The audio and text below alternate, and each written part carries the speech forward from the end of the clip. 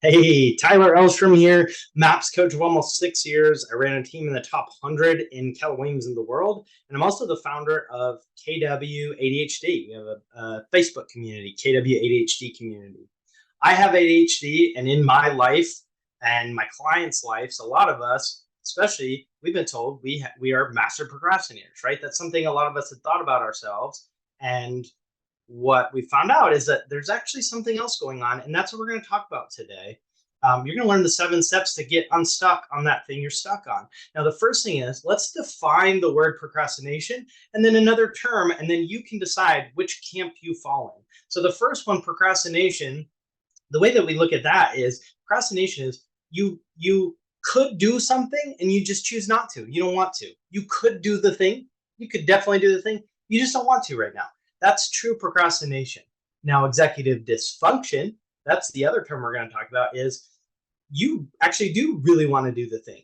It's on your list. You see the value in it. You really do want to do it. And for whatever reason, it feels really, really hard, or you just can't. That's executive dysfunction. And for most people, as a coach now of 6 years, they're actually not procrastinating. It's actually not true procrastination. It's executive function. And when we treat executive function as procrastination, it can actually make it worse and layer on shame. So, what the heck is executive dysfunction? Let's go deeper on that. So, it's actually something that a lot of us can experience if you have ADHD, if you're on the autism spectrum, if you're going through grief, if you have mental health stuff like bipolar, anxiety, depression, OCD, if you have a chronic illness, eating disorder, sleep issues, substance abuse, PTSD, or just experiencing burnout, which is not uncommon this year for agents. There's a lot of different people who experience this. And what it is trouble paying attention. It's absorbing and remembering new information or processing, staying on task and ignoring distractions or impulses, regulating emotions. You might get panicky when you start to do it. You might get anxiety, monitoring and adjusting your own behavior according to new information or changes, or just prioritizing. Where do I start? What are the steps? What should I do first? Overwhelm, shutdown. This is not procrastination. This is something very different. And today we're going to talk about the 7 steps to help you move through that, right? Because if it's true procrastination as a coach, we're going to layer on the pain. What did it cost you not to do this? Who was affected? Who did it harm? Who did you let down, right? We're creating pain to create action.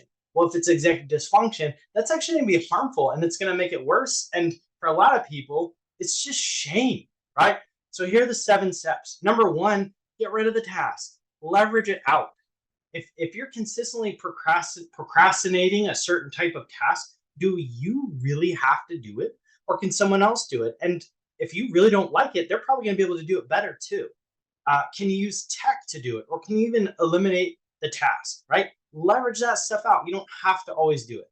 If you can't leverage it out, can you do it differently, right? So what is the objective of that task? And how can we still hit the objective, even if it's in a totally different way? For example, I think a lot of us have a book on our reading list that we want to do that people keep recommending. And for whatever reason, we just don't read it, right? We want to, or it's hard, or maybe you have dyslexia and you mix the numbers around, or for whatever reason, it's really hard. And so, what if instead of beating yourself up or feeling guilt when you walk past the bookshelf, because you might have already ordered the book and it's sitting there, what if instead you go on Google and you Google the summary of the book, or you go on YouTube and you find someone else who did a book report, and in 5 minutes, you've just got the information of the book, and you go donate that book, get it out of there. You don't need that, right? The point is not to read the book. The objective is get the information. So stop forcing yourself to do the things you're supposed to do and go for the goal. Because if you're swimming in shame and to-do lists, they're going to bog you down from what you actually need to do. So first one, get rid of it, leverage it out. 2, can you do it differently? 3, make a list, do a brain dump. If you can't get rid of it and you can't do it differently, make a brain dump, break it down into steps, those bite-sized pieces, prioritize those on a list. It's a lot easier. Number 4, can we make it more fun or exciting? Can you grab a coffee drink that you love and put on your favorite music while you do it? Can you make it less painful? Can you make it fun? Number 5, set a timer for half the time you think it might take and then race the timer. So if you have to do your taxes and you think it might take 30 minutes, set a timer for 15 minutes and race the timer and see if you can beat it and get it all done in 15 minutes. That can bring more energy and excitement to it. Number 6, phone a friend, or what we call in the ADHD community, body doubling. So can someone come sit next to you? Can you text them before you start and again after you're done? Or a coach, right? Can you have a coach that is then, checking on you, or you have to do it by a certain deadline so someone else is looking at it? That's what we call body doubling. And then lastly, number 7, if nothing works, give yourself grace and try again tomorrow.